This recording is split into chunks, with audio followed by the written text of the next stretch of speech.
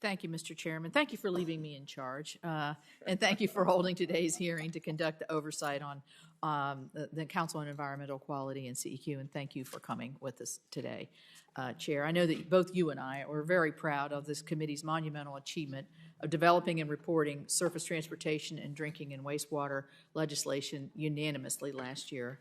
And we're also very proud that when those bills became law at the end of the last year as part of the Infrastructure Investment and Jobs Act, IIJA, and soon hopefully our water legislation, which we passed last week out of committee unanimously, will also join that IIJA into law. A top priority for all of us in the committee is to make sure the programs and authorizations we carefully negotiated move from being words on a page to progress to projects on the ground. If IIJA is implemented as Congress intended, we will develop modern roads and bridges to connect rural communities, critical water infrastructure projects to create access to clean water, improvements to our transmission system to ensure that access to reliable and affordable power, and the development of natural gas pipelines and other energy projects to ensure fuel for both here and exports abroad, a need that has been made all the more real by the Russia war in Ukraine. The funding and authorizations provided by IIJA will propel development, but those projects must also complete environmental reviews and secure federal permits before shovels can actually go in the ground. In that legislation, we also recognize that the status quo for NEPA reviews and permitting has been unacceptable.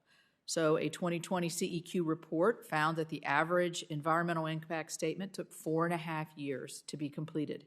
We know that some projects can take up to 10 years to get through the NEPA permitting process.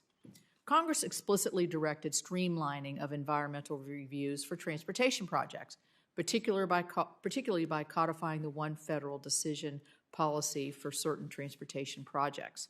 That policy recognizes that delays caused by a never-ending environmental review process can kill or stifle projects and investment. IIJA puts in place a common-sense guidepost that NEPA reviews for major transportation projects will take no longer than 2 years, and all environmental permits and other project authorizations should follow within 90 days after that. A clear project type timeline will help to plan, finance, and construct transportation projects within the 5-year authorization window for the federal highway programs.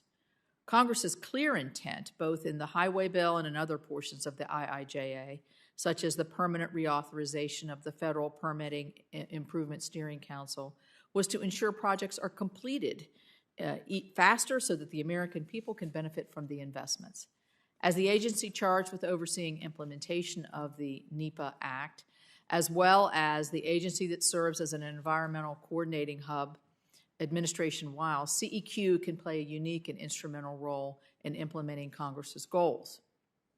CEQ could institute environmental rule review and permitting efficiencies that can make the IIJA implementation a success. I will say that nothing that I have seen coming out of CEQ assures me that this is what's going to happen. Certainly, improving NEPA efficiency does not appear to be a priority. Instead, CEQ seems very busy implementing executive orders that direct CEQ to manage and develop countless new administration-led policies not authorized in statute, from coming up with an environmental justice screening tool to be employed administration-wide, to managing new federal efforts to transition all government cars to electric vehicles in an unrealistic time frame. CEQ is bogged down with activities imposed by the president unilaterally, and even then, CEQ can't even keep up with the president's own timelines. For example, the draft environmental justice tool was not released until this February, which is actually 5 months after the president's self-imposed deadline. In the meantime, CEQ has not provided, I don't think, adequate attention to actually implementing NEPA. The one major action related to NEPA has taken, I do not believe, will speed up projects. Last month, the CEQ rolled back 3 key reforms made to NEPA under the Trump administration. CEQ proposes to put the federal government in charge of deciding the project's purpose and need. CEQ would encourage individual federal agencies to layer on additional review requirements, and CEQ is directing agencies to bring in cumulative and indirect impacts that will have the effect of putting the thumb on the scale against certain projects. In doing so, CEQ has only amplified ambiguity and uncertainty that we're trying to get around within the NEPA review process, which will slow down our project delivery. The opposition for project developers across industries, from road builders to energy producers, has been swift and emphatic.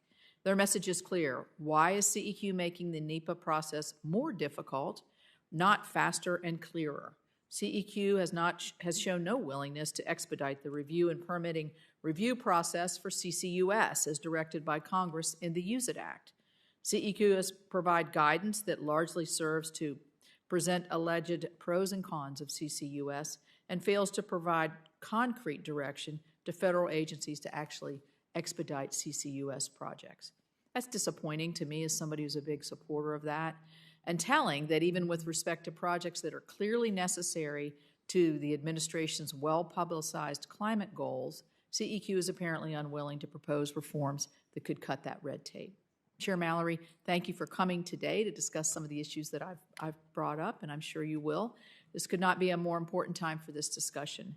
Just this morning, the administration has released an action plan for expediting permitting decisions, and I look forward to learning more about that plan, as well as how the administration will implement the project delivery improvements enacted by Congress. The actions the administration takes now concerning environmental review and permitting will determine the implementation of the IIJA, the Use It Act, and other recent legislation, how it delivers to the American people the infrastructure improvements that Congress intended and that they deserve. I look forward to today's hearing, and I will turn it over to you, Chair, for your opening statement.